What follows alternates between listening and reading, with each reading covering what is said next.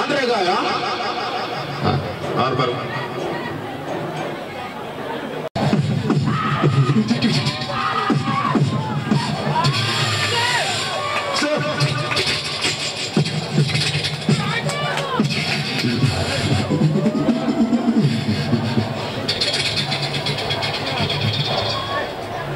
Ada gawai, hati dan gawai. Ada.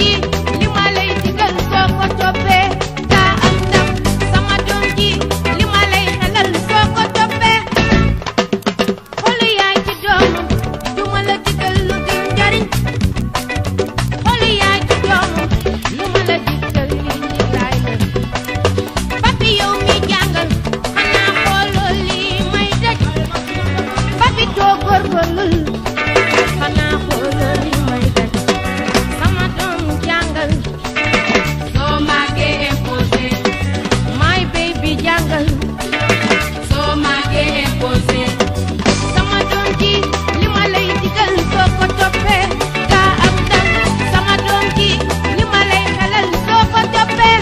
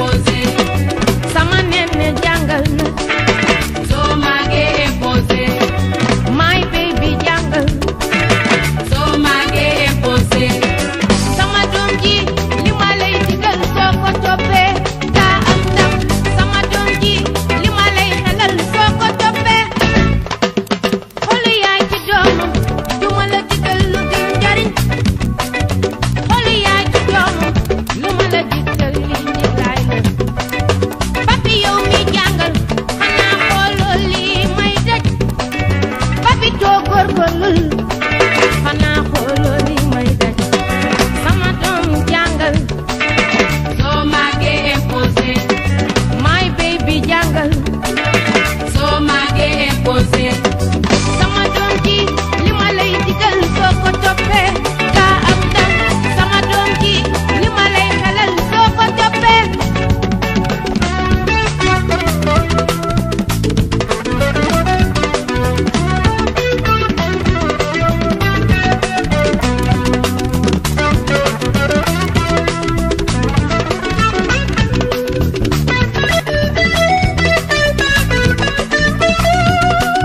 doom jaata waay doom jaata su ñay di xal mbabal su bay doom jaata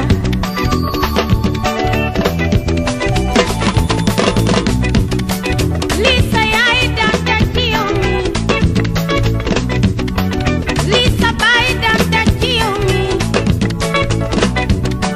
soo màggee war nga leen a mën a teral leen ba mel ni yaa di seen baay ca dëgg-dëgg wareef la Ma raison, à cette heure-ci, nous devons tous être à l'école, mais malheureusement,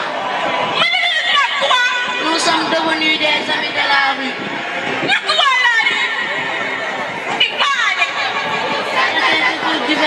Nous sommes tous là.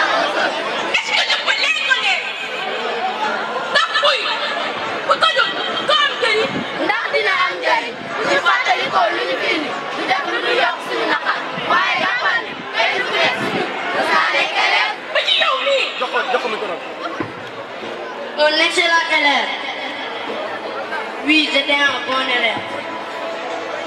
daa gudd boot boppam mais je connais mes capacités. Regardez-moi bien. Regardez-moi bien. Ce que je suis devenu aujourd'hui. Aimeriez vous voir votre fils neveu avec une telle comportement? li ma dal nii tey kenn tegu ma ko ci samay parents du bic du pain du crayon du livre sama doom na lay toute seule. fu ne laa doon dugg. Je frappais à toutes les portes. Mais dara ma dem ba tàmbalee say. ngir bëggoon naa sauver samay études mais malheureusement j'ai été pris à flagrant délit emprisonné kaso yàq na sama àdduna ma génn amatuma njariñ. yaakaaroon naa ne bu amoon sama doom njëriñ laa doon man mais malheureusement si on est ici de famille boobu même boobu on a la même chance.